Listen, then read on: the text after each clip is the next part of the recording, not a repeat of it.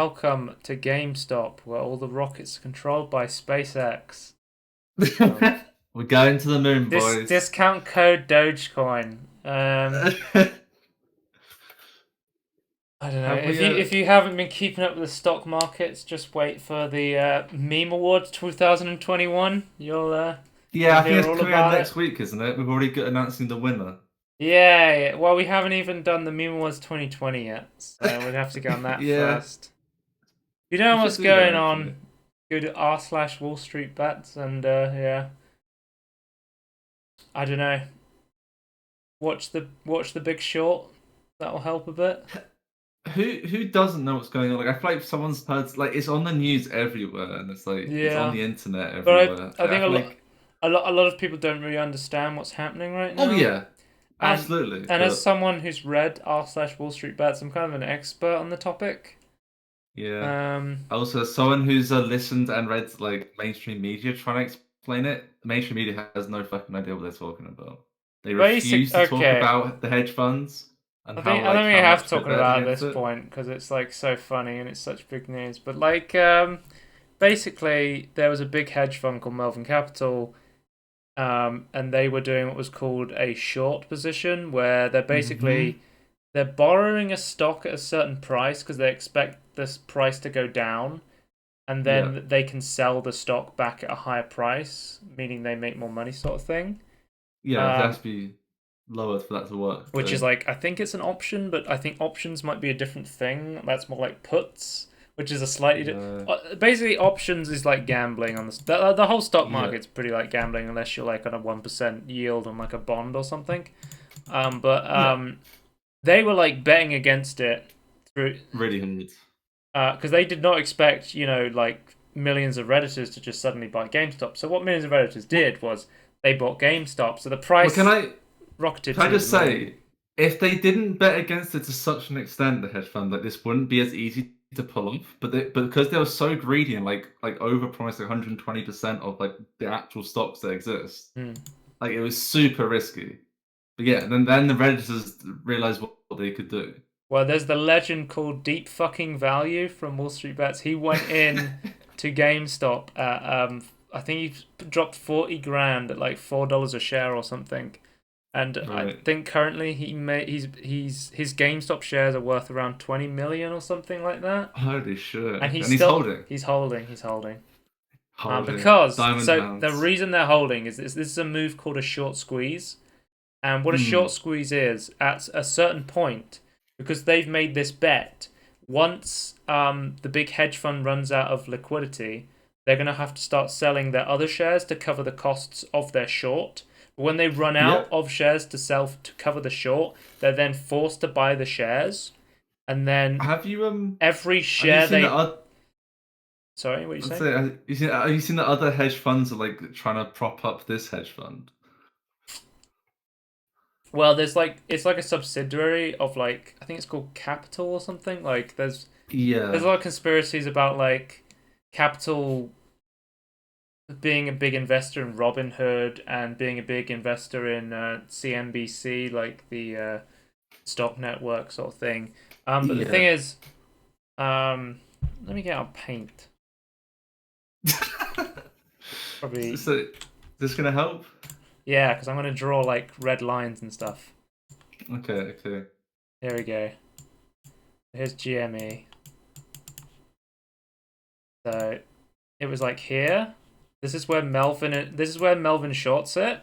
So then here's where Reddit comes in. So we'll go.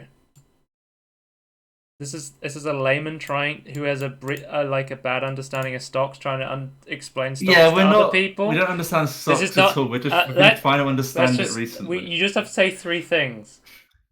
This is not financial advice. We like the No. stock and rocket emoji, rocket emoji. That's all you need. Diamond hands. We like the stock. We like the stock. So Reddit comes in, they drop a lot of money, and buying the shares and investing in options on the shares increases the price because every time you buy the stock, it increases in price. But it's going to get to a certain point where Melvin cannot afford to keep buying all the stocks. They won't have enough liquidity, I think it's called, so they'll Yeah. have to buy the stocks. And then every time they buy the stock, that also increases the stock, and that increases the stock because every time you buy a stock, that increases the price of stock, and then they then have to buy the next stock and the next stock and the next stock, and that keeps infinite. They could like infinitely get fucked because of this, and it would completely bankrupt the Yes. company because of this short they went into. And it's hilarious that other hedge funds have decided to try and prop this up because they're gonna fuck themselves as well. Mm-hmm. Like all the millionaires are fucking themselves as far as I can tell. But I guess we should slightly talk about the stopping of trading that you can't buy the stocks at the moment, or at least last time I checked, you Yeah, couldn't. I was looking at it on. Which, in my opinion, is illegal. But I'm not a stock person, so Uh, allegedly. the thing is, from what I've seen, like I think it's more to do with the financials of Robinhood. Like they're not sure they can cover all the prices of they don't have enough liquidity themselves Right. to cover this sort of stuff. My understanding was before Robinhood did it, like they were getting stopped before that, Hmm. like by There's other also because traders. it kind of ties into tech news because Google was deleting thousands of negative Robinhood reviews to save it from a 1-star rating. Yeah, But I kind of agree with Google on this because yeah. they It was have like a review bombing they have a for no policy against reason. review bombing, and this is review bombing. Yeah, and I try, like they have the statistics, so like I'm not like we're not Google fans, but like I feel like they can kind of see the statistics there. Like And obviously, Valve does it to a certain extent; it just doesn't hide it, like just like doesn't update it on like the big one. So yeah. it's not unprecedented. But yeah, if you don't know, Robinhood is the big Reddit Wall Street bet sort of app to trade on because I think it has like no commission fees, and it's so easy to Oh, it's that use one, right? because you can just get it on your phone. It's very easy. You Yeah, don't have to go through like a bank or something. Because the whole idea of Robinhood was we're stealing from the rich and giving to the poor because anyone can use Robinhood to trade stocks, sort of thing. yeah, But yeah, that is a official sources say this information is disputed. I will say, but I yeah. think like It's very complicated, but I think there's more corruption at the top than there is for the actual like some mainstream media are like, oh, the redditors, they're like really evil, hmm, not evil, but like that sort of extent. It's like, no, I don't think you understand what they're doing. Like, so I'm gonna say I support the redditors. I don't normally. What do I normally? I don't know. Do I normally support redditors? well the thing is it's not manipulation because they like the No, stock. They like the stock. We like the I stock. like the stock. They're buying the Your stock because they Honor, like the I stock. like the stock. The thing is, they're saying like, well, how come it's not market manipulation when the big hedge funds go on Yeah, the news and that's the say thing. this stock's doing terribly, don't invest in this stock and stuff like that, Yeah, or like using the big media assets to like get people to distrust because stock. people like Lewis Rossman was saying like he was like I don't understand like imagine like when the big companies get fucked they like stop you from being able to trade and like they stop you from selling like and when they manipulate the market it's not manipulation but when an average redditor and well lots of redditors at once do it that's market manipulation. It's like fuck you, Hmm. like no. Well, somebody, this is going to get a little political, but somebody said when Donald Trump Jr. and Alexander Oscar Cortez are on the same side, you know something's fucked. They're Yeah. both saying like, yeah, this is kind of dumb that Well, people are that being but not. okay. Well, They're like I'll quote limiting another thing Lewis stock on Rossman AMs. said. There, it's like we might have these different political ideas, but this is one thing I think we can all agree on. Like, fuck the huge hedge funds people, like, and their immense greed. The reason I was saying in the intro though about like, because obviously the meme at the moment is that the rocket ship emoji, but the Yeah, reason I mentioned SpaceX is because SpaceX makes rockets, but also the market price is massively infected by Elon Musk tweets right now. If yeah, if Elon Musk made a tweet about GameStop, the stock went crazy. It went like crazy value. He made a tweet about Dogecoin. It went up like 100%, like hundreds of percent or something like that. It's right, crazy. okay. He changed his bio on Twitter to hashtag Bitcoin, and then Bitcoin surged. It's like the entire market right now is just is waiting for the next Elon Musk tweet at this point. It Yeah, seems like it's just kind of that's a bit silly. sad. Like at least people on Reddit, or at least it's just on Reddit. Like it's just people like, oh, I would do the same thing. But yeah, But waiting yeah, for a tweet from a billionaire. if you're saying memes about like GameStop, Dogecoin, AMC, Blockbuster, BlackBerry's another meme stock because who the fuck has a BlackBerry? Yeah, Like, and of course, who the fuck's going to the theater? Like, true. who the fuck's like going to the cinema? Like, So yeah, basically, the people are just buying stocks that should be bad, and they're like, yeah, we're gonna punt it up. Okay, essentially, they're yeah, sorry. doing a government bailout. Yeah, Yeah, it's essentially what's happening. so there's no government involved. Unless do you count the internet as a government? Yeah, all governing, Okay, all knowing biggest Redditors, population, biggest oh, country, internet. the interwebs. I know PewDiePie subscribers are quite a big country.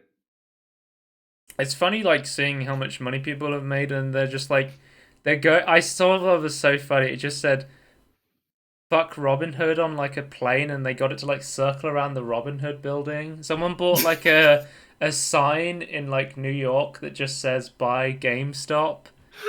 Um, That's great.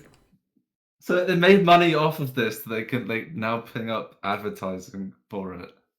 yeah. That's But it's like insane. it's pretty quiet right now because the stock market's closed on the weekend.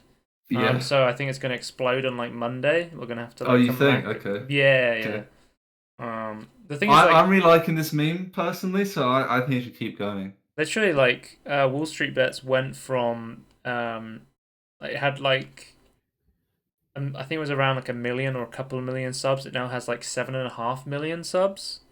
Okay. It went up like 500 million subs or something in a week, and it That's always insane. has like a million people active on the Reddit at one Really? point. Oh Yeah, God. it's insanely popular right now. Yeah. I say, do we have a name for this podcast, by the way? Is it just Stonks? It's called It's Business Time at the moment Okay, on okay. Twitch. I'm okay with that. There's a little reference to the Flight of the Conchords song and all the amount of Yeah. business we're going to be talking about because This is the business podcast. we're in quarter 1 right now of the fiscal year, and then April 1st is the quarter 2. So there's going to be April like Fools? Oh. Yeah. no. I find it so weird that the start of the fiscal year is also the start of like all of the pranks. So we'll have to see. Coincidence? I think Well, I'll not. talk about it a bit later. Like there's I say it's business time in the because there's acquisitions, mergers, and reshuffles. That's what's happening in the Yeah. news right now. Every company is like changing their complete like structure right now because it's the start of the fiscal year and everyone's trying to like change around stuff before we get to quarter 2. Yeah, it's kind of common, but like it's a lot more eventful this time around. I assume because of the pandemic. But let's yeah. So that's the big meme of 2021 so far is Game Stonk, and I think it's very The funny. Stonks guy, he's And back. Well, I never said died. last podcast we'd probably have the meme awards out. I need to record that, Tony. We need to make sure that we Yeah, get the meme awards out because I do I enjoy thought making it. I thought we could get it out before the end of January, but I kind of being pretty lazy this week. So That's fair. Yeah, me too. oh So wait, okay, that's okay then. yeah. So let's get into trailers. One of the big trailers we had this week was we got some Resident Evil 8 gameplay. I believe it was like the anniversary of Resident Evil or something. Let me look it up. Is this the one where people went crazy for the antagonist? What do you mean? The Resident Evil 25th anniversary. Yeah, this is the one. So we got a gameplay trailer for Village, and basically it just confirmed that it is Resident Evil 7 Biohazard style. So again, what people were insinuating it was gonna. It looked like it had like the scenery of Resident Evil 4, but with the gameplay of 7, more like a first-person horror game. Yeah. And they did confirm that you are playing as Ethan Winters again from Resident Evil 7. Okay. I believe I'm probably going to mix this around because I haven't played Resident Evil 7 myself yet, apart from the demo. Because we'll probably play the Resident Evil. We'll probably play this demo when it comes out. Yeah. There is a demo. There is a demo out on PS5 right now, but For everybody else, for the PC version, you have to wait until like March until we can play it. Which is Okay. a little, but I it's was good. kind of. Sorry, go I on. was gonna. I just wanted to tangerine off like talking about demos, right? Yep. Because I've recently thought about this. I was thinking like all the games that I bought when I was like I guess teenager. Yeah. And I was like, I actually bought almost all of them from demos. Like Yep. I remember like I was thinking back, wait, I played that as a demo, then I bought the game. I think I there's was a like, demo festival soon as well. I forgot to write this down. yeah, there are demos out, new demos out as well, but there's demo festival. February 3rd, there's a demo. The Steam Game Yeah. Festival is coming on February 3rd, guys. So if But I you saw there's quite a few new demos just came out before it as well, so right, yeah. yeah, I just thinking about it, it's like, yeah, like most games I liked and played on the PS3, like I played the demo first, and when I like this, I'll buy it. Hmm. Like the fact I didn't even realize how much I bought games based on demos until I was like really thinking about it. What do you think of the more like mythical sort of village theme with like the vampires and the bugs and the Yeah, werewolf sort of, and the I Van quite like Helsing this. sort of style? Yeah. It's super weird, but I think it works. I'm kind of disappointed there's no hillbilly to welcome me to the family, son. Welcome to the Welcome yeah, to the but okay, but family, son. there's a 7 foot vampire lady that's gone insane with it. Yeah, it's true. Is this the Dark Souls of Resident Evil? The real question. I don't know what that means. Nobody does. Yes. So this game itself is coming out on May 7th. I believe the story is because I think in 7 you are rescuing your wife, and then I think in this game you're rescuing your daughter. I guess Ethan Winters cannot catch a break. It's like Taken. I will find you. I will kill you. I feel like all Resident Evil characters are super unlucky though. Yeah, 100. Well, they're in a fucked up universe, and then Or they're in like at the start like in a bad situation. Then they decide to like actually go out and like try and deal with it. Like they like join yeah, like an operation and like they get even more fucked. Like why did you join the operation? and then they then? have to like fight Wesker in a volcano, and he's Yeah. throwing missiles at you. I did like the new trader. They did show off quite a bit of the new trader. I thought it was kind of cool. Personality and stuff. The Duke, as they're calling him in this game. The Duke. Good name. That's what I was gonna say. So the demo is going to be similar to the Resident Evil 7 demo we played. So the demo will just be like a walking simulator sort of thing where you just walk around the environment, and then Okay. No spoilers. Yeah, no like That's gameplay fair. sort of thing. You won't break any pots or shoot any zombies, but as we finished the Resident Evil 7 demo, right? You get welcome to the family, and then that ends. Well, yeah. But it is Wait, cool. did we not- It is cool that there's ray tracing present. They showed off the ray tracing tech on the PS5. I think there's a Digital Foundry video I watched on it. Oh, okay. Oh yeah, I've been linked to it here. I'll watch that actually. Yeah, so it's very like light ray tracing at the moment. Yeah. It's obviously the PS5 is not the most powerful piece of hardware, but I'd be a lot more interested to see what they can do on PC. I still can't believe that Resident Evil 7 VR is a PS4 exclusive. I really wanted to play it on PC. Yeah, I mean, I swear at one point you said I will never play Resident Evil 7 VR, but Well, then I played like Phasmophobia, and I was like, this isn't too bad. Okay. I don't know. I'm sure it's like because the thing is like Phasmophobia doesn't have like crazy jump scares and stuff like that. Yeah, it's not So that it depends scary. on the That's game. from what I can tell. And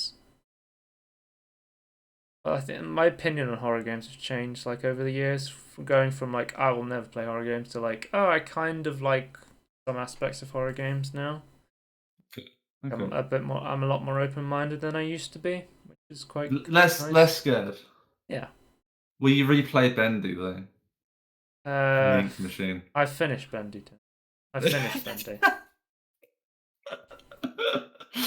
I've played Secret Neighbor. I mean, what's more to play? But anyway, so this was part of the 25th anniversary of Resident Evil. As part of this, they showed off a new they showed off another game called Resident Evil Reverse, where it's like a multiplayer title with like weird cartoony style where they're like putting all the different characters from the Resident Evil games together into one Wait, game. And I was like, oh, it's a weird multiplayer game. This is going to be the next Resistance where they're just going to tie it in with the purchase. And yes, as I predicted when I was watching the live stream, if you purchase Resident Evil 7, Resident Evil 8 Village, you will get a copy of Resident Evil Reverse as well. So, just sorry, break. I didn't realize this. I didn't. right, There's inventory Tetris in this. you love to see it. It's the greatest feature of any video Yeah, game. see. Let's be honest. This is going to be an add-on title to Resident Evil Village. They're going to hide the Steam page so you can't see the negative reviews. I mean, obviously I like Resident Evil, so I hope it's good. But I have very, very low expectations for this add-on game. It seems like an afterthought. Yeah, they've had a really bad track record with these sorts of Resident games. Evil has a very bad track record with multiplayer. That's for sure. Yes. So we'll have to see about that. That's kind of true for a lot of non-Western games, though. Like they don't quite get multiplayer to be as seamless. Yeah, or as like Metal Gear unjanky. Solid, when they Yeah. did like a multiplayer thing, didn't they? Anyway. Next That's just Konami, I Tony, think. I Expect You to Die Too, The Spy and the Liar teaser trailer. We don't actually know Yeah. much about this. They didn't show too much in the trailer, but recently I finished the first I Expect You to Die. You were watching live a couple of days ago. Yeah. A couple. Was that Friday or Saturday now? I can't Yeah, remember. a few days ago. Yeah. So I've finished all 7 missions on the first I Expect You to Die, and then very soon the I Expect You to Die 2 came out. I was like, well, I'm ready now. I've played the first game, so Yeah, it's a good game, good story. yeah, it's a cool game. I would like to know more about it because obviously there's a lot of stuff. They haven't announced like the features yet. They've just kind of said, "Hey, it's coming. Here's a sneak peek," sort of thing. This is like the teaser trailer, but I would really, really fucking love if they did like co-op, so I could. Oh yeah. If I could like stuck in 2 rooms. Yeah, if I could like play this with somebody else in VR, it'd be really cool. Or even have options where you can play it without a VR headset, like make it. Yeah, make it like a hybrid. Don't talk and everybody explodes sort of thing, where I'm trying to defuse a bomb and then someone outside of VR is like reading me instructions or something like that. That'd be pretty cool. That'd be really cool. I always think it's I have to throw a grenade to you before it like blows up or something. I always think it's really cool when VR games let you play with other people who don't have VR, because obviously the adoption rate of VR is very low. So there's not a lot of games you can play with your friends who don't have VR. So it's always cool when you can do that sort of thing. And this, if you don't know, I Expect You to Die was a very big Oculus hit on the Oculus Quest. It actually earned 2 million in revenue on the Oculus Quest platform itself. It sold like 100,000 copies. It's insane. Yeah, just on the Oculus Quest. So that's where it made a lot of his money. I kept trying to explain this to people, and I was like, "Oh, it's like it's like an espionage game. You play as a secret agent. You're sitting in because it's a seated experience. It's one of the great seated VR games, because obviously this is great if you suffer from motion sickness or you don't have the space for room scale VR. I kept trying to explain to people like, oh, you're a secret agent, you're sitting in a Nemesis car and you're trying to escape, and then it wasn't until, I'm sure somebody else has said this, but it wasn't until my friend said, oh, so it's like an escape room in VR, and I was like, that's just the best way to describe it. Yeah, it's it's like an escape room in VR. It's above and beyond like a normal escape room as well. Like it's like a funny like espionage escape room with the story. Like it's like way more interesting than a lot of other escape rooms in my opinion. Yeah. Well, there's obviously it's like the best escape room experience. Yeah. Obviously, there's stuff you can't do in a real escape room, like killing the player, or, well, maybe if you give them COVID. Well, you can, but not in the same way. Yeah, it's true. Have you heard about that guy who made like a death hotel? I'm sure if Dave was here, he would tell me about. He would know his exact name, like off the top of his head. But there was like a guy who made like a death hotel where he kept like hiring and firing like people to build this hotel, so nobody knew like the true blueprints, and he would have doors that lead to nowhere, and like you would walk through a door and then you just fall to your death, and he like built to have like traps in it and stuff. Right. So I don't surely know. you still have to surely you still have to submit plans to like some sort of governmental body. No, I think it was like a long time ago. It wasn't like modern Okay, day, like okay. sort of off the book sort of thing. Right. Yes, Dave would know. Anyway, Back before standards. yeah, yeah. He probably didn't Right. have planning permission. So. Yeah, Hunting District Council will come after Speaking you. of VR, have you seen the brand new Half-Life Alyx style Skyrim VR mod? Some mad I have. lad got gravity gloves implemented in Skyrim VR, and it works really fucking well. It looks like it should be just in the game. I'm Yeah, gonna be honest. I mean, if you don't know, Skyrim VR doesn't have fucking hand collision. Nope. Like Oh yeah, yeah. The fan. I was I think it's near the middle or the end of the video. It's like saying like if you take an item that like owned by someone, like it still counts as stealing. I'm like, oh my god, they actually bothered to figure that yeah, and it out. has like the Half-Life That's Alyx insane. system where like in Half-Life Alyx when you want like ammo, you just put it over your shoulder, and I was like, well, Oh yeah, if you want to yeah, put something in your inventory, you just put it over your shoulder in VR. And I was like, it just makes so much sense to do it that way. yeah. And they got like physics working in the Skyrim engine, which is like insane because Yeah, that thing is that's super better. broken. That's better physics than like the normal game. Hmm. So yeah, I thought it Like shows up. you actually hold a bowl of fruit. What the The thing hell? is, like going back to playing normal VR games after playing Half-Life Alyx, it's like it feels so terrible. It's just not the Night and same. day, you could say. Yeah, but like, because every time I play a VR game, I'm like, why don't I have the gravity gloves from Half-Life Alyx? It makes the gameplay just so much better. Like going So back and just playing Phasmophobia in VR now after playing Half-Life Alyx, I'm like, this fucking sucks. This is ruined you've for been me. spoiled Yeah, for the next video. Yeah, I hope yeah. more games emulate the sort of mechanics from Alex. I think it's the way forward. But like, It that's does the look cool really thing good. about like Skyrim VR and Fallout VR is they're not very good base games, but they do give you the ability to mod. And there's people who are just crazy in love with these games for some reason, so they just spend all their time like creating amazing Luckily, mods for these games. yeah. So that's pretty cool. I mean, Atomic if Bethesda Heart aren't going to do it. and Nvidia put out a game reveal with RTX. It looked pretty good, like the RTX, but I still think this game is like maybe vaporware based on our previous reports of what's going on It like it internally in the it company. might be at best a tech demo and not like a proper Yeah. game. That's what I'm thinking. Like I hope we're wrong and it's like a cool Russian BioShock game Yeah, sort of I hope thing. so, but Obviously we're gonna have to, wait and see. It like we get some sort of beta or gameplay or something like that, like proper third party testing. Because I yeah. won't believe it until I like see. This still doesn't have a release date, does it? I don't believe so. No. Check the description. But it is confirmed to have ray tracing and DLSS. Right. No release date yet. I think it's still heavily in development. Yeah, I feel it's like still like 2 years away, if or more. Somebody's saying by the time my 3080 arrives, they'll announce the 4080. Pretty true. True. Yeah, so let's move on. Quick news.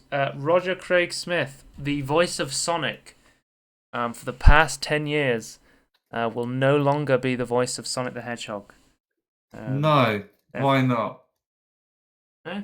Don't have context. I guess they just go in a different direction. Trying something new, I Wait, guess. who announced this? Did he announce this? He announced that he was no longer going to be voicing Sonic. Pretty cool. I mean, they must have. What is it? Is it Ben Schwartz who plays him in the Sonic movie? I don't know. Yeah, Ben Schwartz. Maybe Ben Schwartz is just the new voice of Sonic. Maybe he's not very busy right now. I literally watched the first 15 minutes of the Sonic movie like a couple days ago, and then I was like, nah, I just turned it off. I was like, nah. Right. I might go back and watch the rest of it, but at that point, from watching the first 15 minutes, I was like, I'm okay. I'm gonna do something else. I like to think it's a Westworld spin-off though. Right. The Uh, um the cop is from Westworld. oh, okay. Like he's Teddy. Oh, the new Tesla Model S can run Cyberpunk 2077 on its touchscreen. If you don't know, it's kind of cool technology that they have like Yeah, it's cool. they have like the RDNA 2 sort of Well, Navi GPU inside the car. they need it to like to perform a lot of the calculations or to like be to interface between that and like the AI driven stuff. So it's like It's my understanding. it's sort of like on the PS5, like Xbox Series X sort of level inside a car, and I think that shit's pretty cool. But Yeah, it's not yeah. 120 grand kind of cool. So No, no. I'd rather just put an Xbox in a shit car. So Yeah, it'd be a lot cheaper to get an Xbox and a monitor and put it in your car. yeah. Anyway, IO has updated their Hitman 3 launch guide. They said they're working with Epic to ensure owners of Hitman games get the content on the Epic Games Store. They said that players who own Hitman 1 or Hitman 2 can import location from these games into Hitman 3 at no additional cost. We guarantee these players will not need to repurchase the games. Until we roll that out in the upcoming weeks, the Hitman 1 Game of the Year Access Pass will be free to own for all PC players who've pre-purchased or purchased Hitman 3 in the first 10 days after release. And they still need to work on Hitman 2 sort of thing. Can I just say that it's kind of stupid that they put this out without even considering this? Like, I think that's like great they're fixing this, but what were they thinking? What were they thinking? Yeah. But Hitman 3 is doing very well, Tony. Hitman 3 has recouped its Mm, project costs in under a week. It was number one on the nice. UK charts. Because people Yeah. always bring up UK charts because I think it's one of the few They countries have, that have to still announce it, right? announces like what the number one selling game was sort of thing. Yeah. Hitman, because It, famously Hitman 1 and 2 they had incredibly good reviews, but they sold really terribly. yeah. No one Um, bought them. I was gonna say, you find it funny, like when Americans quote what's number one in the UK because America doesn't post this information. hmm. I find that kind of funny. Well, this was the first self-published game for IO, so maybe Yes. this is the way for them. Now they've come free. I think it was Squeenix, right? They were under Yeah, it was. for a long time. So it seems like they did well. They had a good deal with Epic because obviously it's an Epic Games Well, Store yeah, because exclusive. they had to buy themselves out for quite a lot as well. Like I Mm. was kind of worried for them in that regard. Like they're going alone. And obviously the new James Bond game's coming out, and the success of Yeah. Hitman 3. IO Interactive is planning to double its staff and open a second studio for Bond. Interesting. So it Okay. seems like they initially were having a lot of trouble after Hitman 2, but now from the success of Hitman Hitman 2 was 3, really fucking weirdly marketed and like put together as a game though. Like I for the think I think it customer. was the episodic content was the Yeah, it's problem. really weird. Whereas like But Hitman 3 sounds like a standard, you buy it, you get it. It's like, oh, yeah, okay, that's normal.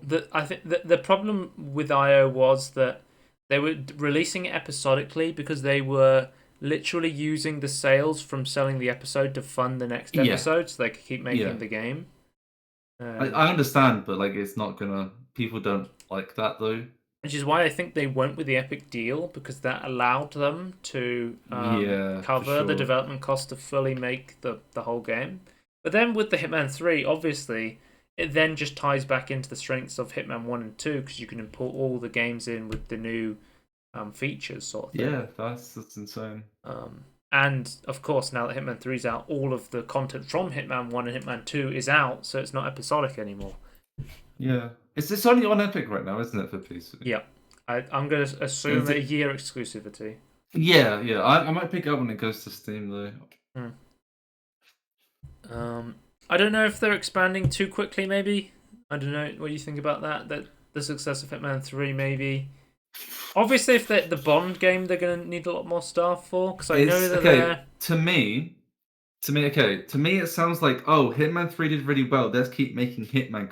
I assume that their original plan was, we'll finish Hitman 3, we'll start on James Yeah, Bond because I think Hitman game. 3 was supposed Now to it's be like, the last no, Hitman one game. makes money, we'll work on both at the same time. Well, they've announced that they are already looking to make more Hitman stuff. Yeah, Um, that makes sense. They're There making are. money from They it. said we spoke to executive producer Forrest Swartwood Large earlier today and asked if Hitman's 3 ending left the door open for the studio to return. And they said we're continuously working on Hitman, so we're already looking to the future. So it seems Yeah. like even though people were like, "Oh, Hitman 3 is to close the trilogy of the Hitman games," it looks like they'd gone, "Oh shit, it sold really well. Maybe we should make another Hitman game," sort of thing. Yeah. And it's not the first trilogy that's been closed of Hitman, so. So the mobile version of SpongeBob SquarePants Battle for Bikini Bottom came out, and it had graphics options on the mobile version of the game. And you may be saying, "Why is this news?" The PC version does not have graphics options. So Yeah. on the Android version, you can actually change the resolution, the quality, the frame rate, turn anti-aliasing on and off, and stuff like that. Something that would be useful on a PC. But the PC version didn't have this. This was ported by another company called Handy Games. Um, Obviously, the famous makers of Chicken Police Paint It Red. Um, Yeah. they It's now on port Michael's wish list. they ported that to Switch and PlayStation and Xbox. Yeah, Michael finished that demo, by the way. I don't think you were there at the end. Yeah, I went somewhere I don't remember, but yeah, if you don't know, I was looking at this list of I was like, what else have these people worked on that they made like a good Android port of this? And then I was like, what the hell is this game? Um, Chicken Police. yeah, Chicken Police Paint It Red, and I was like, oh, it has a demo, so I got Yeah. Scorn Retorts to play it for me because it was like a point and click sort of adventure visual novel sort of game where you play as a chicken detective in an Yeah. anamorphic Everything is sort of voice game. acted. Like, it's Yeah. insane. But anyway, so people have been saying like they should just port the Android version to Switch because the Switch version is trying to run the full console version and it's like chugging along and it's not like it's struggling a bit. So You can't put Android on a Switch. yeah, it's true. That's not possible. Hmm. That's illegal. It's almost as if the Switch is literally based on the same like Shield technology that Yeah. the Nvidia Shield was running Android apps on. I don't know Yes, about it's that. almost as if. Yeah. Slay the Spire is coming to Android on February 3rd. Obviously, we announced it was coming to iOS already. You can get an iOS now, but it's coming to Android on February 3rd as well if you have an Android phone. So... Why? I feel like I've asked this before, but like, I feel like it's weird how, like, is it just harder to get onto Android than it is on iOS, or is it I just like think the tools are easier to I use? think it's easier to develop for iOS because they have a Yeah. more closed market on the type of phones that you can use, Yeah. whereas Okay. So the Android tools is a just work. really big different amount of hardware to program for, so it's a It's lot like harder. console versus PC. Yeah, I believe Yeah. that is an apt analogy. Okay.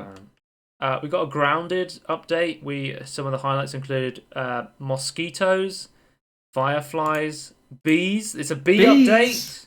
Bees. We finally got Nice. the bee update, Tony. No, it takes up a Just like backpack Minecraft. space. Okay. It's cool now, like because nighttime is fucking terrifying, but now you have like the fireflies to light up the night and Oh, stuff. so I just imagine Minecraft allowed you to like put like bee wings on your back, like you fly with a Can bee. you do that in Terraria? I think. Can you? Oh yeah, I think you can. Yeah, I You think can you're get right. wings in Terraria, I think. Yeah. And you can get a bee gun in Terraria, Tony. So Yes. Terraria's dabbing on Minecraft right now. It's kind of the better game. In terms Kind of of is. having bee guns. Well, if that, what else makes or breaks a game other than bees? So Equipped items no longer take up backpack space. Thank God for this. This was so annoying. How? Because obviously, I'm so yeah, used to that makes playing no survival sense. crafting games where if you equip a helmet, it no longer takes up space in your inventory, but in this game it Well, did, that makes sense. and it was so annoying. And then Yeah. of course they've added brand new weapons like a sword and a shield. So it's like now you can like block like when the beetles or whatever spit at you, you can now block them with a shield, whereas you couldn't Oh, nice. before. It looks like they've put a lot of work into like making these new combat weapons, so that's pretty cool. Yeah.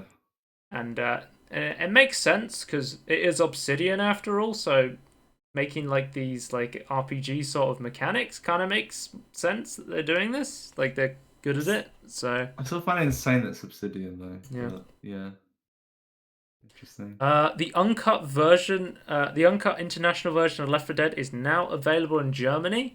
Obviously, if you don't know, famously, Left 4 Dead 2 was censored in Germany and Australia. I don't know if the Australians ever got the original. Obviously, I think it was like too gory. Because famously, Yes. I think the TF2 version in I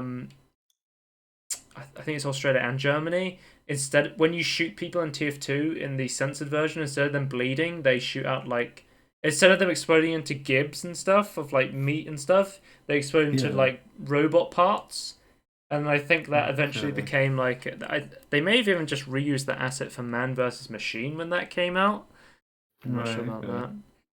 that. So that's I finally don't available. understand. I know we discuss this all the time, but I don't understand if you're gonna have a rating system where like anyone can see it. Like, why then limit what you can put in it? Like, it doesn't make any sense to me. Well, I don't know. Because this came about recently. So, because recently Valve started putting a little bit more time into, doing some quality of life stuff towards Left 4 Dead 2. Obviously, with the Hmm. last stand update, Valve recently requested that German authorities reevaluate Left 4 Dead, and they have to. They said they're happy to announce that they finally have allowed them to release the original Left 4 Dead 2 in Germany. Yeah. Uh, I think it's been like the past 5 years Germany have like stopped being as Yeah, they've censoring of cut stuff. back on like censoring art and stuff like that. Yeah. So it's interesting how it works. So owners of the game in Germany can now download a free DLC that will update the game to the international version if they wish to do so. I tried to look at it because I was really curious, but you have to be in Germany to see it. So Yeah. maybe It's if you had completely a geo-locked. yeah, but Valve's like a geo-locking thing, and I don't know. We'll talk about that in a Yeah. bit. Limbo and Inside Studio is making a new game in a third-person open-world sci-fi adventure. Um, Do you know anything else? we just know Playdead's multi-platform title is being built with Unreal Engine and is being published by Epic. So maybe an Okay. Epic exclusive, perhaps. Maybe. But it does look. I think Inside is definitely one of my favorite games of all time. Such an amazing game. Yeah. I think Limbo was a good game, but I think Inside Oh, is look at these such a screenshots. good. It's cool. Yeah, it does look. I think this is concept art. Yeah, oh yeah, sorry, that's what I meant. Yeah, That's such a cool idea though. it does look really cool. It looks exactly like the sort of thing I would play. So that's cool Yeah. to see. Definitely gonna check that one out. CG Projekt Red has released official Cyberpunk 2077 modding support tools. Because some Hmm. people are saying we've added modding tools and you can use these Hmm. tools to make mods, and people are like, no, if you want the modding tools, you've got to make them yourself with the modding support tools to support you Yeah. making the mods. It's kind Better of than nothing, but disappointing. Yeah, yeah. it's better than nothing, but it's a little bit disappointing. Just like everybody do a cyberpunk, to be Yeah, honest. true. It's Uh, on brand. yeah, it's on brand.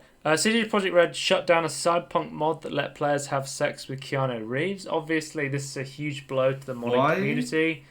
I don't. Well, obviously, there's like we talked about in the past, like the hot coffee mod on GTA and how it could affect the brand's reputation and how it could affect, Sure.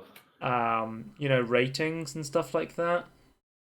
Right, but I feel like you just need it in the, like just have mods that not rated. Like multiplayer isn't rated. Like I don't understand why you can't do the same thing as multiplayer.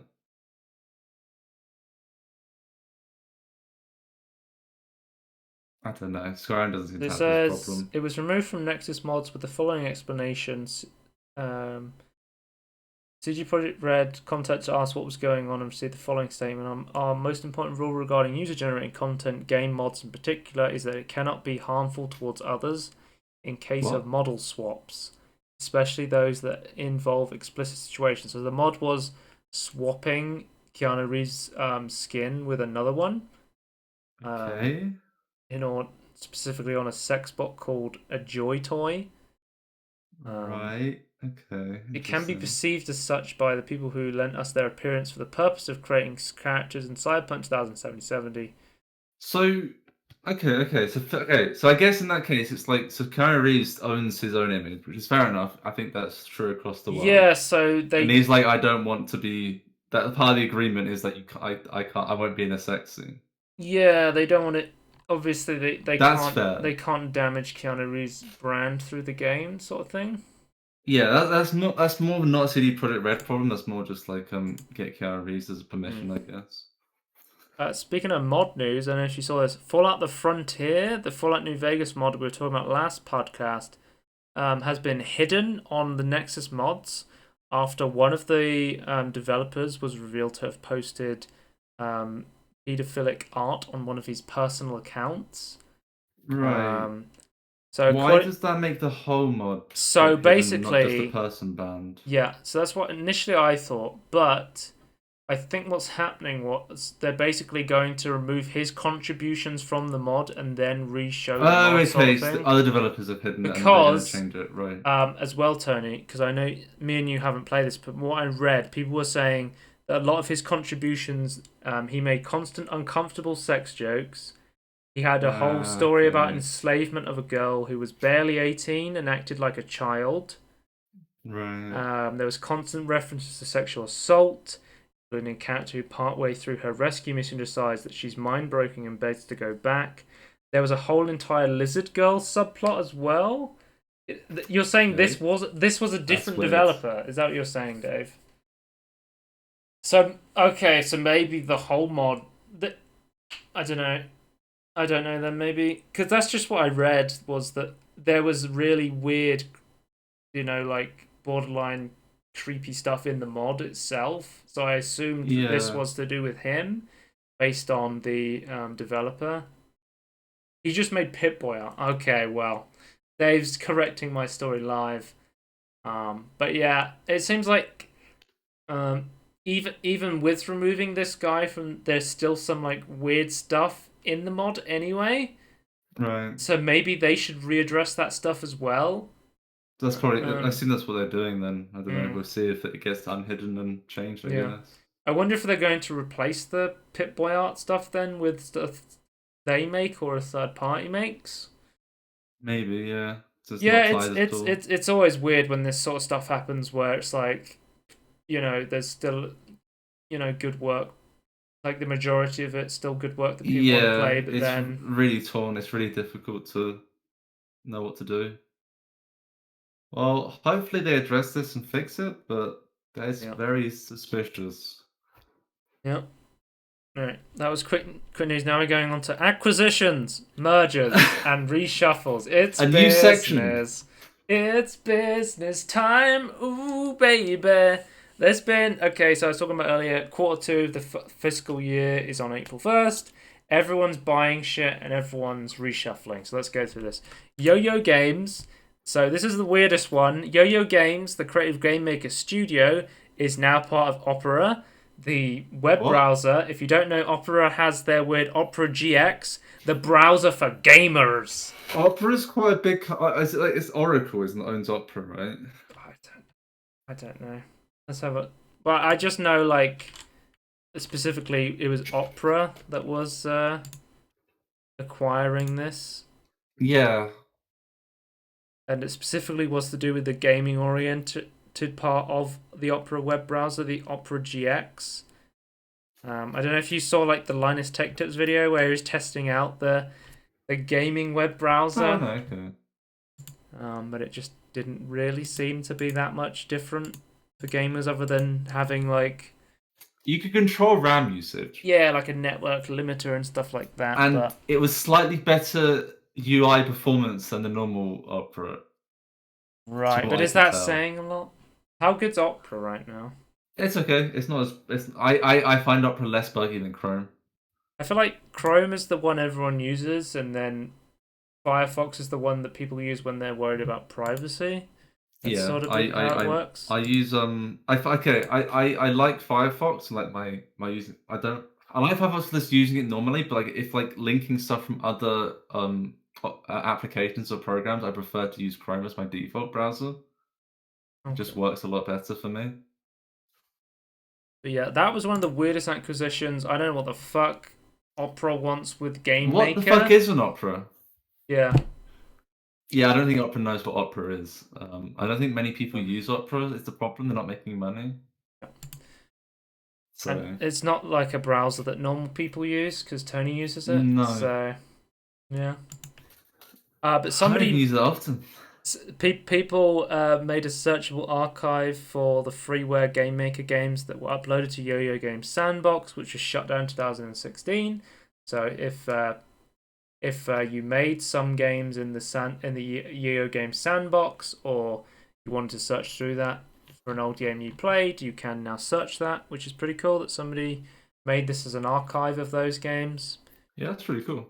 Jagex is sold to the Carlyle Group, which I believe is a bunch of American investors. I think we talked about in 2020 they were sold to a Chinese mining company Yeah, called the MacArthur Fortune Holding. But apparently now the Carlyle Group now has the majority stake in Jagex. The deals, Jagex are the RuneScape guys. yep, the RuneScape guys. The deal's value is expected to be higher than the $530 million that went through, or the 390 million pounds that MacArthur paid for Jagex last year. So, Interesting. More stonks. yeah. So it seems like they may have bought it and then sold it on, sort of thing. Someone saw some Yeah. potential investment. Some people are a bit worried about the acquisitions because obviously they don't want the higher ups to affect the underlying game. Obviously, RuneScape 3 is a very different game where that game has a lot of microtransactions, but for the most part, old school RuneScape is very much untouched and is kept very like faithful and Yeah. doesn't have any microtransactions other than so.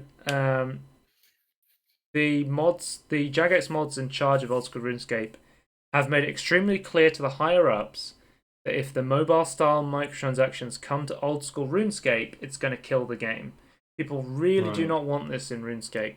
And they've already done some things called bonds that you can buy for like real money and put into the game. And then there's Twitch Prime promos, which have upset a lot of players already. It's already like a big issue in the RuneScape Okay. at the moment. And also, every time there's a Twitch Prime offer, it creates like a huge inflow of bots to the game as well. Yeah. So that's a huge issue. So hopefully that doesn't end to that. That's another acquisition. Another acquisition, obviously, our good friends Tencent is acquiring another big company. Hopefully, by the end of 2021, they'll own half of the game industry. Hopefully, fingers crossed. So Tencent is acquiring a majority stake in Clay Entertainment, obviously the famous developers of Don't Starve, Oxygen Not Included. They Yeah. publish stuff like Hot Lava, obviously everyone's favorite game. So yeah, this is quite big.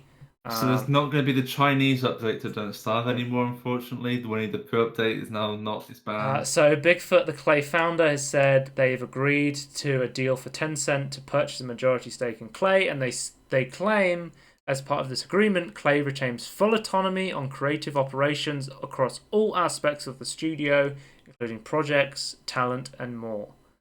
Okay. They basically just said they want to make more games, they want to learn and grow, and they don't want to worry about finances, and this is just for financial security, not for anything else, and that they'll have full autonomy over their company still. Whether this is true, we will have to see, because it appears as though companies under Tencent have been slowly altering their games to appeal to the Chinese investors. So Yeah. See, obviously this is posted on the forums and it's got a 1-star rating on it. So it seems people may not be happy about this acquisition. So, I think rightfully so. one To that some people extent. people like myself may be more happy with. Team 17 has acquired Golf with Your Friends for £12 million. The UK Yeah. publisher Team has 17 alright, guys. Team 17, famously, if you don't know, Team 17 made all the Worms games, Yeah. which is um, They also publish a lot of they're weird a big games as indie well. game publisher as well. Yeah, Yeah. stuff They like like to pick up. ukulele, Mm-hmm. lots of like small indie stuff is what Team 17 publishes. They like So the weird stuff.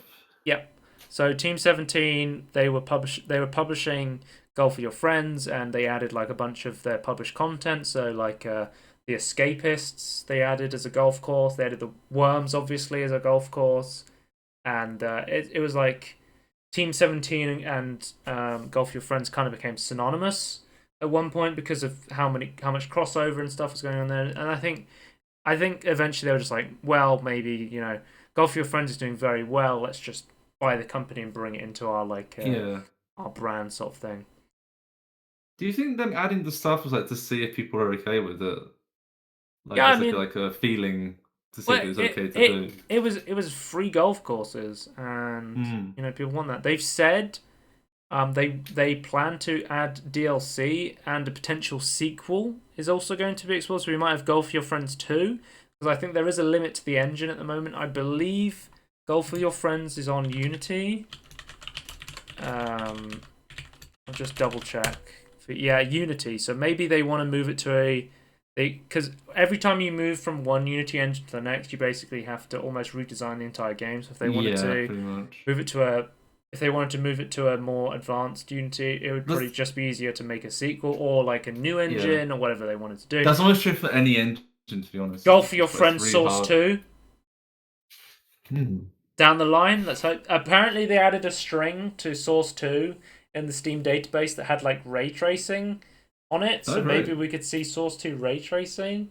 Interesting. That would be interesting. When Obviously, that's just um, you know, data mine sort of stuff. So whether the validity of that is ever going to come you to asked pass, me we have to see. last week, you said asked me is Source 2 gonna come out or something else gonna come out I said first? what is gonna be accessible to the public first, Source 2 or Star Citizen, or something like Yeah, that. I Source said. 2. You think Source 2 is coming out before Star Citizen? Yes, for sure. Okay, we'll have to see. But yeah, because I've I've played tons of Golf with Your Friends. I believe at this point I've played around 80 hours of Golf with Your Friends. Right. It's a lot of golfing. I've made my own map on Golf with Your Friends, and I've got to say it was one of the worst experiences of my life publishing a golf map to the workshop and then reading people's public Mm-hmm. comments about my map. Um, Mm-hmm. Basically, what happened was I made a golf. It was the first. Okay, I made my first ever map. I've never used the level editor. Literally, I went to the level editor for Golf with Your Friends, and I said, I just started playing. I just started spawning things in and playing around with it, right? Yeah. Because I was like, oh, how does it work? And then I was like, well, I'll make an 18-hole golf course. So I made it. I spent a lot of time on it, and it was a bit buggy. And I was like, okay, I'll upload it to the workshop, and then me and my friends can play it. What happened Yeah, that's what it was, was for. um, it got pushed to like the front of the Golf with Your Friends workshop, and it got like crazy exposure to the point where like 700 plus people have played my golf map now. Oh And then right, that kept okay. like pushing it up and up and up. So like it got like lots of people playing it. So then I think people were like clicking on it thinking, oh, it's going to be like a very high skill bar, like the quality bar sort of thing is going to be very high for this because obviously it's Yeah. popular. And then people played on it, and yeah, I've lots of people said it's the worst map they've ever played. Lots of people have said that it's cancer. Um, one person did give But creative criticism and said, "Hey, these two holes are broken." And I was like, "That's fair," and I did like a patch to it sort of thing where I fixed those holes as much as I could. But yeah, if you want so to you if you kind want to of play it, like guys, the wrath of check assholes on the check out internet. Turtle Town and the Golf with Your Friends workshop. But do not go in expecting it to be a polished map, and don't read the comments because So that time I posted on Reddit. You just get to see the dark side of the internet.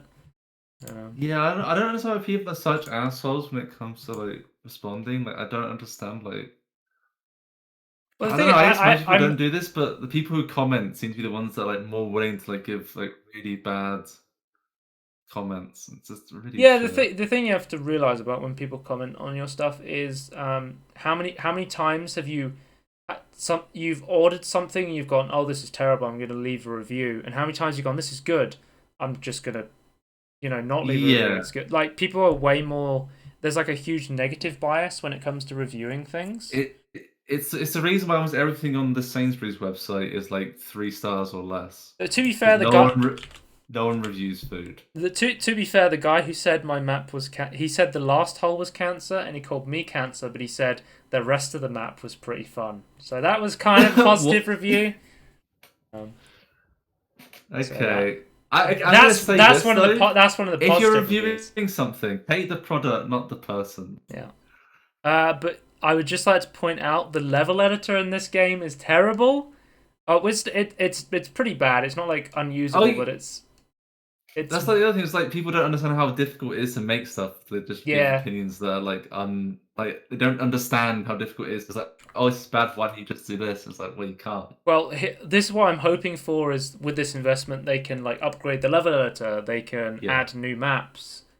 They can add Uh, more like interactable stuff to add to your maps. I And will sort of say stuff. for games, better level editors allow for way better games or Mhm. way better user created stuff. Like the Well, the thing better it is, is, the it's more in you can do. Unity, and it's actually very easy to let like people just design maps in Unity and then import them into the workshop. They allow you to do Right. this in like Hot Lava. You can design your own like custom levels outside of like their ecosystem sort of thing, and like Okay. import Right. them, which allows you to do really cool stuff. So Yeah. stuff like that might be interesting to look into because I know it's a lot easier with Unity specifically than I like still think other Unity is engines. like still a learning curve for that, but yeah, I think it is easier. Because I was like, because obviously I've played a lot of golf with your friends. I was like, what's because the other big golf game is Golf It with an exclamation mark, and I was like, I was trying to figure out what the difference between the two games are because they seem very similar, Right. and I figured it out, guys.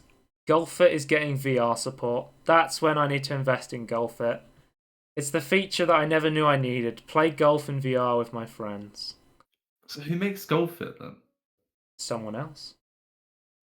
I Okay. don't think they're like a big published. They're not like a big like developer. Perfuse Entertainment. Yeah, that's the only game they make. But the big difference between Golf with Your Friends and Golf It is Golf because obviously they both have level editors, they both have workshop support, they both have custom maps. Both in Unity. No, Golf It's an Oh, Unreal okay. Engine, so it looks Oh, slightly really? better in my Okay. opinion, but it still looks very Right. similar in a lot of ways. Well, what can you do with a golf game? I mean, I always thought Golf with Your Friends looked like Wii So Sports to me. the big advantage of Golf It is it has its level editor lets you edit levels in multiplayer, so you can edit levels with your friends. Oh, interesting. You might be able to golf with your friends in Golf with Your Friends, but you can't edit levels with your friends in Golf with But Your that's not Friends. what it's called, so. True, that is true. But that seems to be the big difference between the games. Obviously, I think I'm because I've played like 80 hours of Golf with Your Friends, and I just keep playing it because all my friends have it, and it's such like a relaxing, fun game. I said it was like one of my Better with Friends award for the Steam Awards. Yeah. I fucking love the game. I've got 89 hours in it. So I was like, what's the point of getting Golf if I've got Golf with Your Friends? Aren't they very similar? Obviously, I think when this goes on sale, I really want to play the VR because if I don't know if it's single player only, it's going to be multiplayer. But if they set it up so I can play golf in VR while my friends are playing on their PCs, I'm definitely going to be playing this because that's always fun to play like in VR when your friends are playing on their PC, so you can play with them at the same time. Yeah. I'm yeah. Tangerini. Let's go back to it's business time. Vicarious Visions is being merged into Blizzard. So Vicarious Visions is Activision's developer they use for. They made the Crash Insane trilogy remaster. They then went to go work on the Tony Hawk Pro Skater 1 and 2 remasters, because so I thought they were going to make Crash 4 and Spyro, but then they got Toys for Bob to make those, and Crash Team Racing I think was made by Toys for Bob, I believe, as well, because Vicarious Visions was working on the Tony Hawk Skater remaster. It seems like they're very good at remastering old games, and it seems like they're merging them into Blizzard because they're now going to be fully dedicated to Blizzard titles going forwards. And it seems leaks suggest that a full remake of Diablo 2 is being made right now. So according to Jason Schreier of Bloomberg, who is a very reputable source on inside sources from video game studios, who reports on stuff like, obviously recently reported on like the CG Project Red stuff and stuff like that. From developers. It's going to be called Diablo 2 Resurrected. Vicarious Visions has been working on this since last year. The division behind Diablo 4 is in charge of the project. Team 1, Blizzard's classic team, was responsible for StarCraft 2, Heroes of the Storm, and the StarCraft and Warcraft Reforged remasters.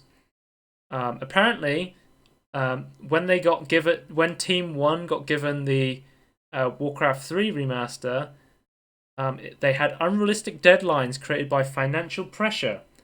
Really? I would never have guessed. Last year, Blizzard, apparently, management announced Warcraft Reforged's pre-order availability without informing the devs working on it, who were surprised to find out it would be available for pre-order within a year.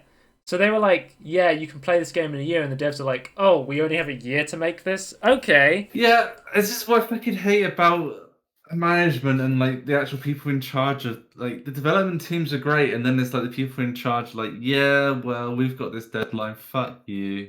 We don't know how. It's like getting like a financial company to like tell you how long your house is gonna, like how long it's gonna take to build a house. And it's like, right, but it's gonna take time. Yeah, because Blizzard's so team 1 was responsible for the Reforge and StarCraft remaster and stuff like that.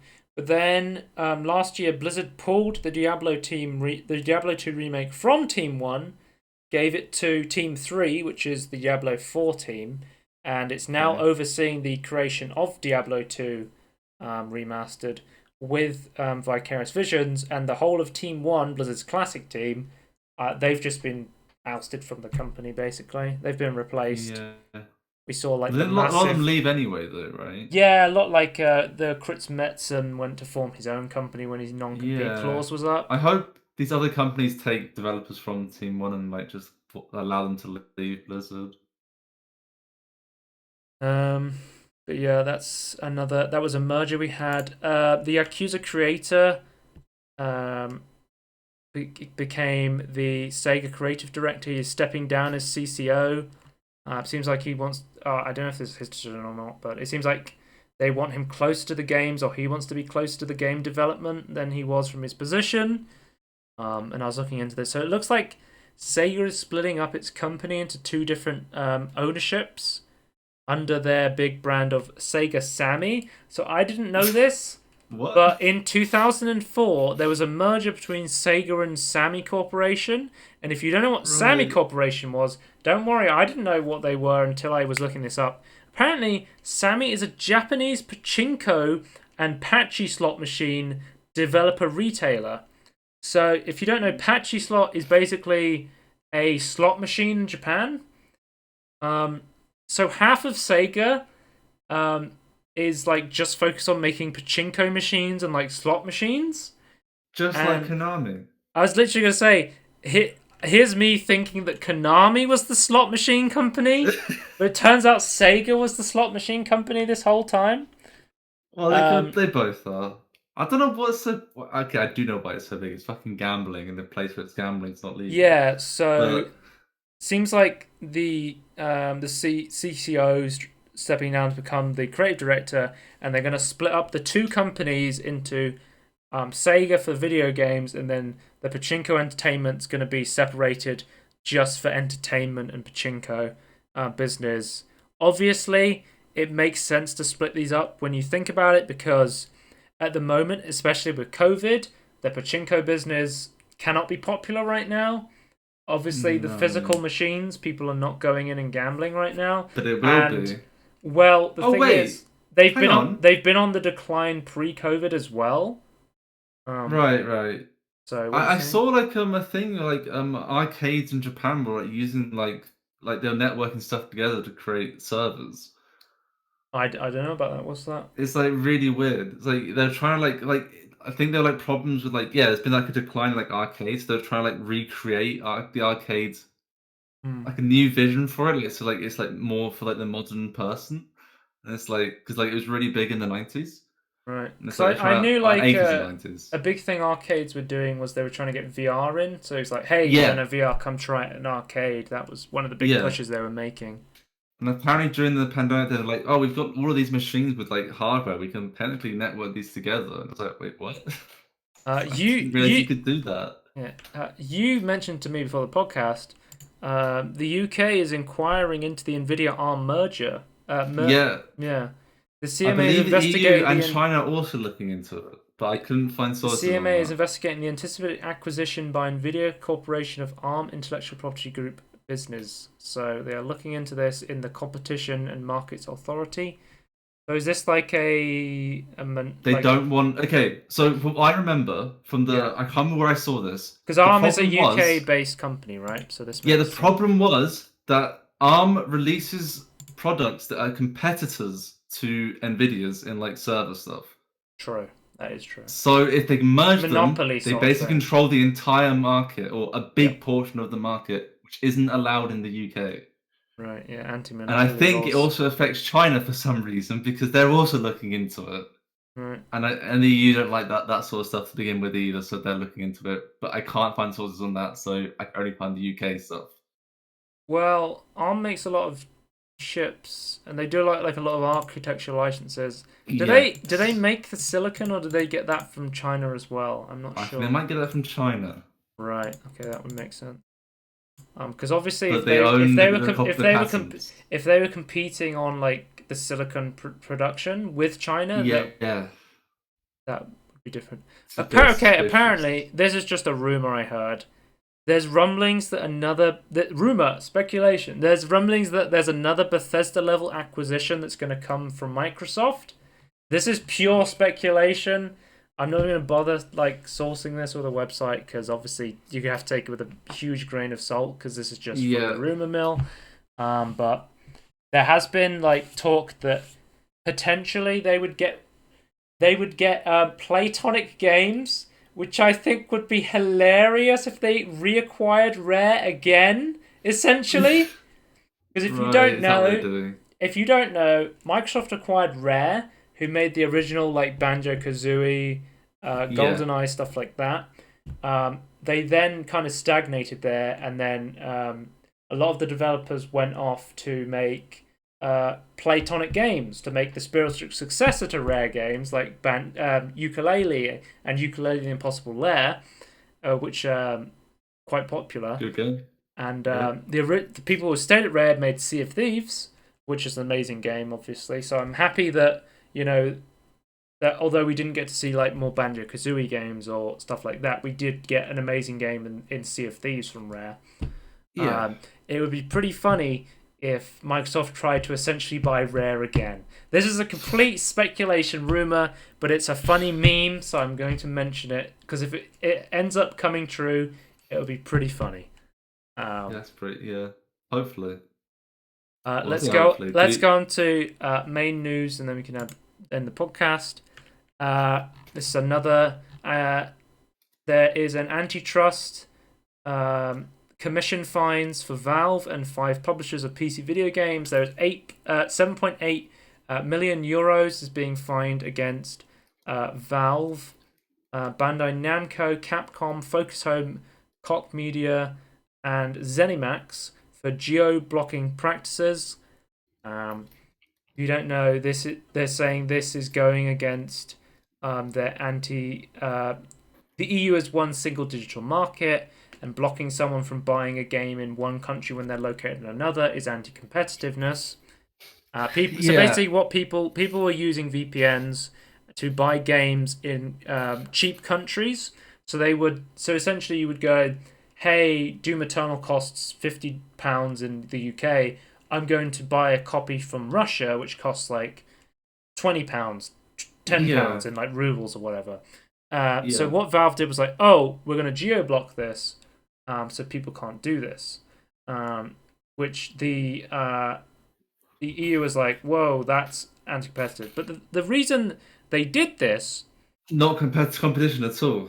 is because I'm actually on Valve's side here. This is going to Yeah. negatively impact prices of games in countries with much lower wages, as publishers will just match the price across the board if you get rid Yeah. of the geo blocking. And Yeah. then what's going to happen is if I try and buy the game from Russia and it costs £50 worth of currency there, I'm like, well, I'm not going to do that because it costs the same amount of money. But then Yeah. the people in Russia who have less wage, and then it's going to be so much more expensive for them to buy the game. Or like any other like country with like a lower GDP or whatever, right? Yeah. Where they have much lower wages, much higher cost Like, of like living. Poland and Ukraine Yeah, have slightly Poland less especially. That's a GDP, good and one. Like, Latvia is like I think a part of the yeah. geo-blocking, like tier 2, like those Estonia and things. Well, So I'm the, not sure the, about the Estonia actually. European Union was trying to stop this geo-blocking to try and be, more competitive, but I think they Yeah. essentially are shooting themselves in the foot. They're shooting a Can lot of I would video I game th- consumers in the foot with this move. yeah. I would say this. I think I understand what the EU is trying to do, like because they want because the part of EU's policy is like the richer countries basically pay for infrastructure in the poorer countries, and the Yeah. idea is right. So to make it all fair for everyone, we all agree that it's going to be like the same. It's the same free markets. Everyone's on the same playing field, and we'll pay to increase infrastructure Yes. in the lesser places. However, it's not there yet. We're not ready for this. Like I think in 10 years, or like, however long it takes to get everyone's GDPR to actually like to match the same level, then Yeah, because and where everyone's average wage is about the same, then that's the time to do it. Doing it this is too early, in my opinion. because they're looking at it from a point where if everyone's on a level playing field, if you said, okay, if you're in the UK, you can only buy it from our store at the UK price, and then if somebody had a similar wage to us, say in like France, for example, and they were selling it cheaper, we might want to be able to buy it from them, and then it being blocked would be anti-competitive. Yeah, But the problem it's is not. everyone's not on a level playing field, No, and we and it's the have same fucking huge company anyway. varying So it's not like prices. they're competing. Like Yeah. it doesn't make a difference. They were trying to make a pro-consumer move, but I Yeah, think this is essentially just going to hurt the people I who this think affects the most, I which hope is the they appeal. They people. actually look at the evidence and like see the explanations of why it's been going in. Like I Well, feel it's like it's it's a fine at the moment, so we'll have to see what yeah, comes from yeah. this. But Valve are appealing it though to try and explain. Yeah. I mean, you always appeal fines, but yeah, I don't know. Um, Hopefully, but yeah, another piece of news is after 25k complaints, the EU is now calls for an investigation in Nintendo Switch Joy-Con drift. We talked about this in the past. There's been huge issues with people's Joy-Cons, slowly breaking over time with the dubbed Joy-Con drift issue. yeah, Um, so the European Commission has released a statement outlining a potential next step regarding Nintendo's Switch Joy-Con drift, prompted by calls from it to act for its own European consumer organisation. The matter is now in the EC hands, and it will now decide how to investigate further and potentially coordinate action against Nintendo in line with consumer protection cooperation, which enforces consumer rights consistently across the single market. Nintendo has yet to comment. So we'll have to see if anything comes of it. This is one where I'm like, okay, this is fair because yeah. there is a This, big issue with the Nintendo this is where I Switch like the Joy-Con EU, where it's like controllers. they try and coordinate, like they actually like they combine lots of people's complaints into one It's coordinated like a assault. it's like a class action lawsuit from Yeah, a government body sort of thing. yeah, it's very. I like that's a good idea. But basically, with these two pieces of news, you can see like the positives and the benefit from having these big regulations over a single Oh market. yeah, like you can see that they're trying to do the right thing, but like even like remember like the I can't remember what like Article 13 from the EU, like the one that's like fucks over Memes. memes and like who owns what. Like I can understand what they were trying to do, but like it People doesn't being able to understand like what's copyright happening. memes and stuff because they're like, oh, you're getting Yeah, fucked out of potential revenue when people just yeah. copy this. It's Or like what I was it? The understand like it's link the link coming from a good tax. place. There was like a link tax where you'd have to pay to link Yeah. things. I think it That's was okay. That's a slightly France. different thing. That was from a Yeah, French and German things trying to do that. But Article 13 had a similar thing to it, where it's like, oh, you can't just use someone like they're basically giving more power to the copyright holders. You know, they've already got a ridiculous amount of copyright power already. It's like I understand what they're trying to do. Like it sounds like a good thing. It's like, oh, we want to stop everyone, including small copyright holders, from being able to hold it. It's like, yeah, but that's not actually what's but happening in practice, though. So it's not really the right thing. yeah, it says Google refuses to pay publishers in France under first link tax legislation because they, in basically, I read about this a little bit. They were saying that because Google links to French newspapers articles from Google, they should have to pay Yeah. them a fee because Why the they're link and not? yeah I don't understand. Like it's a link. It's not. That's so dumb. No. because I it's understand. Okay. because they're I linking it from understand. Google News. Yeah, I understand if they were embedding it into Google News to pay, fine. Linking it though, what's in between? Like, what happens? Like, what's in between linking something for news purposes or just anything? Like, why don't just pay for linking at all? Like, that's the entire internet is based upon linking and like how connected you are. Like, it's so dumb. So it said the tech giant will now instead remove the short previews of news stories it shows under the hyperlinked headlines in search results unless publishers specifically say they want a certain amount of information Yeah, to show. but they're not going to get people to click on it anymore because it's not. They don't know what the information is. Like, you're going to have more clickbait headlines. They're just killing themselves. Again, it's people shooting themselves in the foot. Hmm. Or the head in this case. Okay. It's just so stupid. I wish people actually thought about what was actually happening and what they're being fucked over by.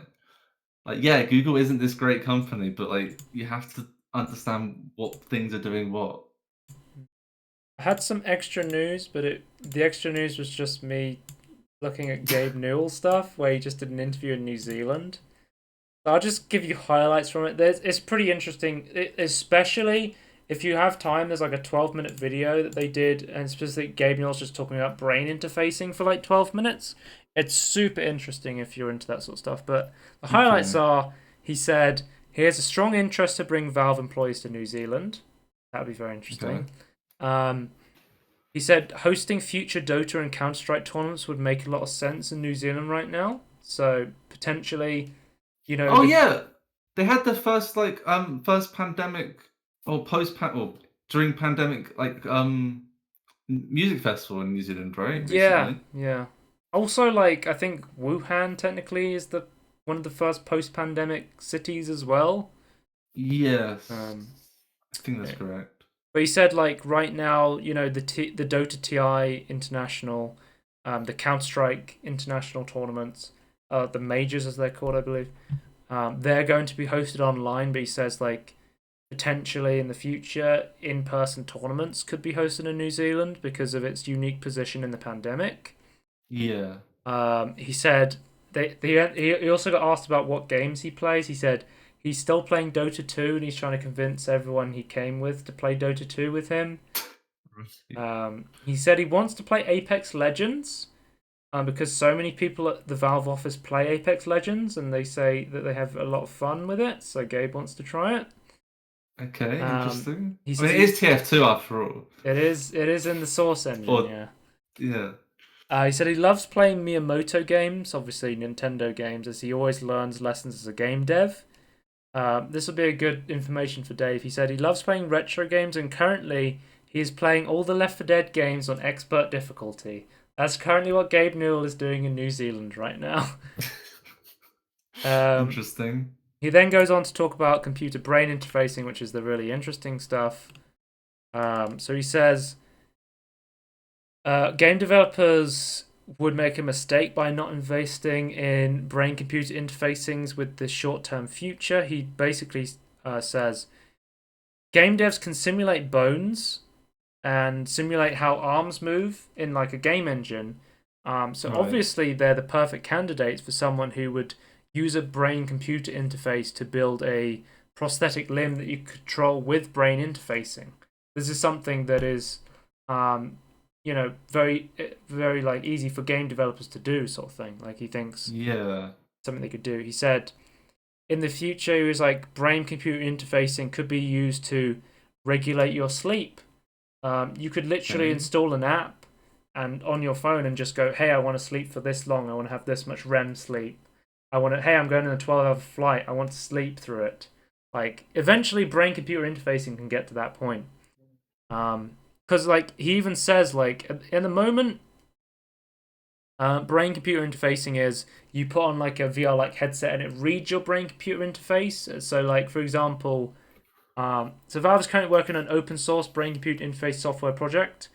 So it's allowing developers to begin to intercept the signals, interpret the signals being read from Yeah. people's brains using hardware like modified VR helmets called Open BCI. Right. So they're working with this open thing. So basically, you'll wear a VR Can I, headset and it'll be able to read the information that's coming out of your brain. So like if you're playing like a VR horror game, for example, it would find the yeah. point where you were going to be the most scared based on your brain thing, and then it would do like a scare or whatever. Yeah. Can I just say though, I do not like the idea of altering. Like, I'm fine with the signal being read, and I don't feel like direct altering is a good idea. Yeah, so at the moment, the BCI technology is just reading your brain activity, not altering it. But he says, obviously, he has to go through legislations, but we're a lot closer to like brain interfacing being a real thing than I think it's. He was Yeah. like saying how scary close we are, and he was saying like obviously it's going to be cool when you say, hey, I have an app that can regulate my sleep, but then what about when someone has brain computer interfacing and they have to say, hey, my friend was running naked through the forest, did he get hacked by a Russian again, you know? Yeah.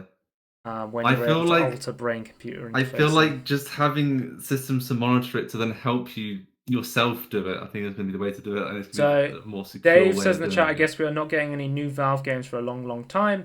He did say he hates being asked about Half-Life 3 and Portal 3 and stuff like that, and he said Valve is working on games and they will be coming out at some point, but Valve's always working on games and they just scrap a lot of stuff, so it's not really like Yeah. news. And he says he asked him specifically about Citadel, which is according to data mining and inside sources from Valve News Network, is the name of Valve's next project where one player will be in VR and then there'll be a group of people who are outside of VR playing on computers, where it's Okay. like there'll be a project where the person in VR puts down like med kits or enemies and stuff in VR, and then people on the computer will have to deal with that or use it in some way.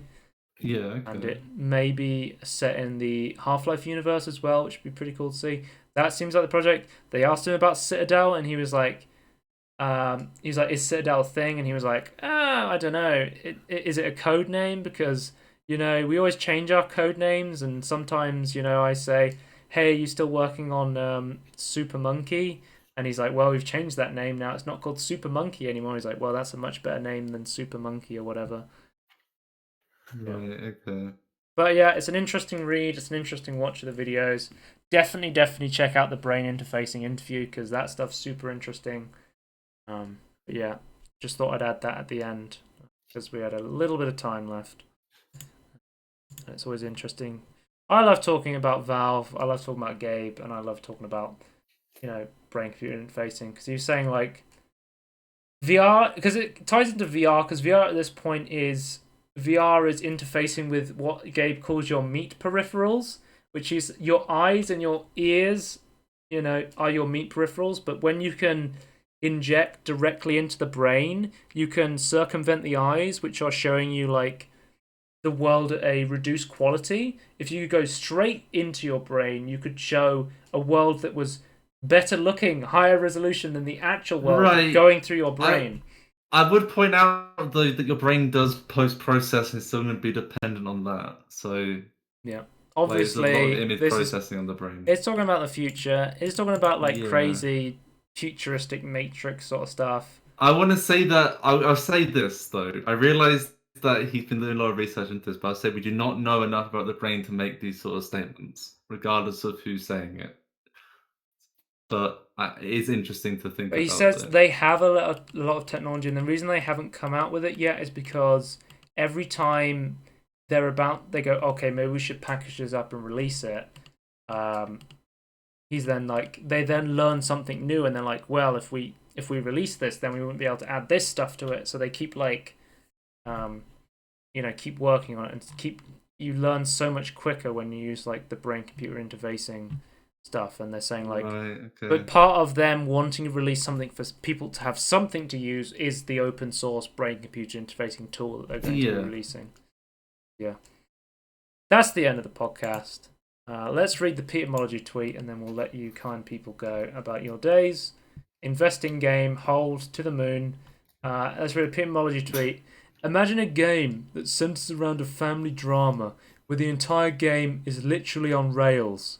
Each character moves around physical tracks that can only be adjusted at night when everyone is sleeping. What? The game would be on rails, Tony. It's not on rails. It's not on rails.